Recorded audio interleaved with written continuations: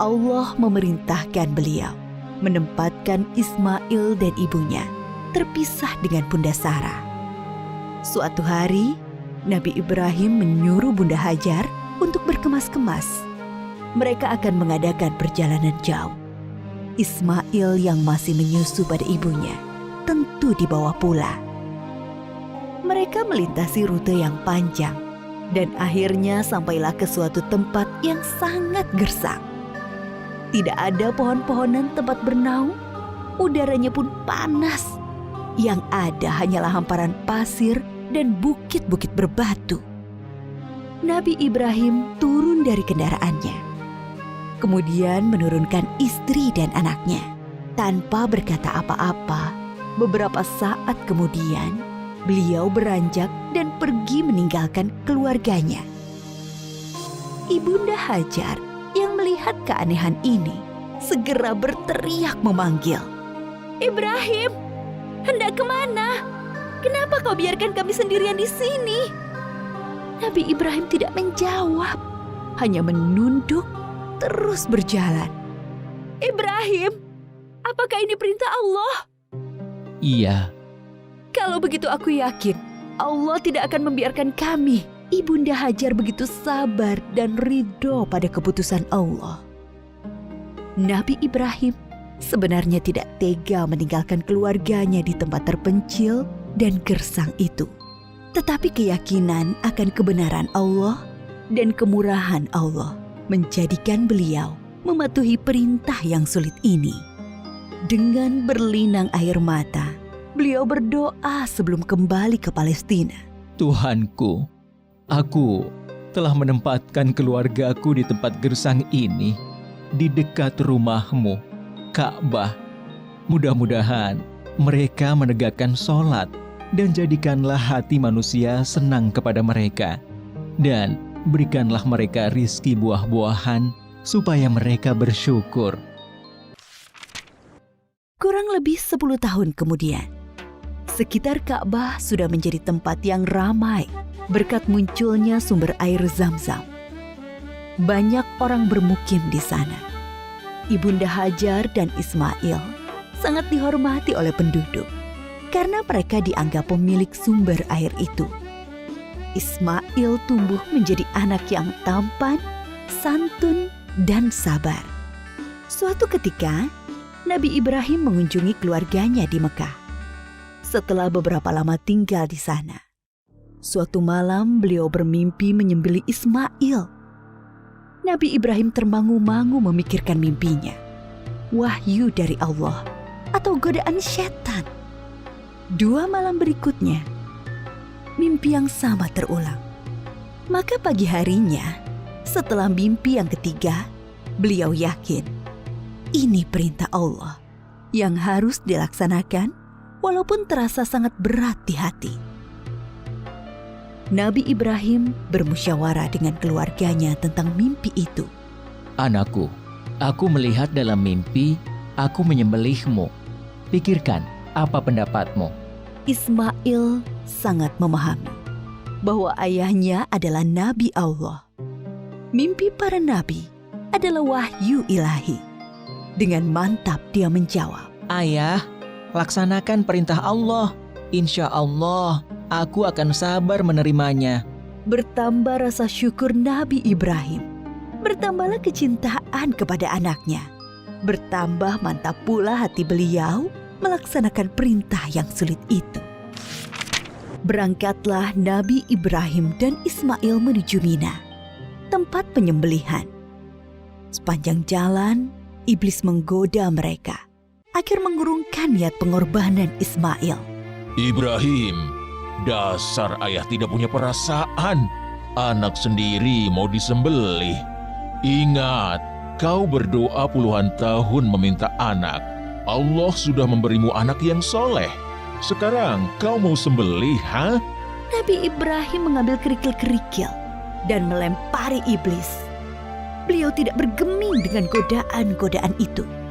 Hatinya dipenuhi keyakinan yang mantap kepada Allah.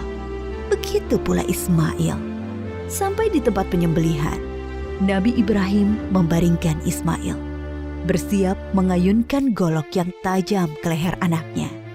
Lalu Allah berfirman, "Hai Ibrahim, engkau telah menaati perintahku. Ini adalah perintah yang sulit. Aku memberi balasan orang-orang yang berbuat baik." Allah mengganti Ismail dengan seekor domba yang besar. Itulah yang kemudian disembelih sebagai kurban, sedangkan Ismail tidak jadi disembelih. Peristiwa ketika Ibunda Hajar ditinggalkan sendirian bersama Ismail ketika masih bayi dan pengorbanan Ismail diabadikan dalam rangkaian ibadah haji kita. Peristiwa penting lain antara Nabi Ibrahim dan Ismail adalah ketika Allah memerintahkan mereka meninggikan bangunan Ka'bah. Pondasi Ka'bah sudah ada sebelum masa Nabi Ibrahim. Beliau dan Ismail hanyalah meninggikan temboknya. Ka'bah itu kemudian menjadi pusat ibadah sholat dan haji. Ketika tembok sudah tinggi, Nabi Ibrahim kesulitan membuatnya lebih tinggi lagi, di atas jangkauan tangannya. Maka beliau menjadikan sebuah batu sebagai pijakan kakinya. Pada batu pijakan itu membekas tapak kaki Nabi Ibrahim dan dinamakan Makom Ibrahim yang bisa disaksikan sampai saat ini. Ketika Ka'bah sudah jadi, Nabi Ibrahim berdoa untuk beliau dan Ismail dan anak keturunan mereka berdua. Antara lain, supaya diangkat Rasul dari keturunan mereka. Diangkatnya Muhammad SAW sebagai Rasulullah adalah jawaban atas doa Nabi Ibrahim. Nabi Muhammad SAW adalah keturunan Nabi Ismail. Suatu ketika, Nabi Ibrahim sedang berada di Palestina bersama Ibunda Sarah. Datanglah tamu asing, 3 orang laki-laki tampan yang tidak dikenal oleh Nabi Ibrahim. Nabi Ibrahim meminta Ibunda Sarah memasak sapi panggang untuk menjamu tamu-tamu itu. Nabi Ibrahim memang sangat menghormati tamu. Setelah hidangan siap, Nabi Ibrahim mempersilahkan tamu-tamunya makan. Tetapi para tamu itu sama sekali tidak menyentuh hidangan yang lezat itu. Timbul rasa takut dalam hati Nabi Ibrahim.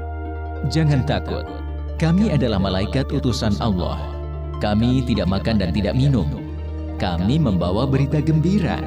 Allah akan mengaruniai kalian seorang anak yang sangat cerdas, yang mempunyai pengetahuan sangat dalam. Mendengar itu, Ibunda Sarah memekik kegirangan. "Hah? Benarkah? Padahal aku seorang perempuan tua yang mandul." Adakah tugas kalian yang lain, wahai para malaikat? Sebenarnya kami diutus untuk menurunkan hukuman bagi penduduk Syadum karena mereka keterlaluan. Tapi di sana ada Lut dan orang-orang beriman. Siksa ini hanya mengenai orang-orang yang durhaka. Lut, keluarga serta pengikutnya akan selamat, kecuali seorang istrinya yang jahat. Dia turut binasa. Nabi Ibrahim dikaruniai keturunan di masa tuanya. Beliau sendiri dikaruniai umur panjang. Dari keturunan Nabi Ismail, kelak akan lahir Nabi Muhammad. Sedangkan dari keturunan Nabi Ishak, lahir nabi-nabi Bani Israel. Semua nabi yang ada dalam Al-Quran setelah Nabi Ibrahim adalah keturunan beliau. Maka Nabi Ibrahim disebut juga bapak para nabi. Nabi Ibrahim disebut juga sebagai bapak tauhid yang pertama mengajarkan bahwa Allah adalah Tuhan semesta alam. Para nabi sebelumnya hanya mengajarkan sebatas Tuhan suatu kaum. Nabi Ibrahim diberi gelar Khalilullah, artinya kekasih Allah. Banyak keteladanan yang diajarkan Nabi Ibrahim, yaitu teladan dalam menghormati tamu, menjadi seorang yang hanif, yang mengikuti kebenaran, selalu patuh pada perintah Allah, pemberani, sekaligus penyantun kepada orang tua dan manusia umumnya. Banyak kemiripan ajaran Nabi Ibrahim dengan Islam.